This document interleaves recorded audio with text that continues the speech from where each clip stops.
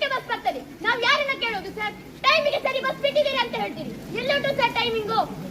ನಾವು 6 ಗಂಟೆ ನಾವು ನಡಿಬೇಕು. ಎಳಬೇರಿಯಿಂದ ಒಳಗೆ ಬರ್ಬೇಕಾದ್ರೆ ಅಲ್ಲಿ ನಮ್ಗೆ ಬಸ್ಸಿನ ವ್ಯವಸ್ಥೆ ಇಲ್ಲ ಸರ್. ನಾವು ಆಜೆ ಬಸ್ ಸ್ಟ್ಯಾಂಡ್ ಅಲ್ಲಿ ಶನೇಶ್ವರ ಮೂರ್ತಿಯಲ್ಲಿ ಇದೇ ಗಾಡಿಯಲ್ಲಿ ನಿಂತ್ಕೋಬೇಕು. ಮಳೆಗಾಲ ಬಂದಾಗ ಬಸ್ ಹತ್ತಿದ್ರೆ ಬಸ್ಸು ಕೂಡ ಸೋತದೆ.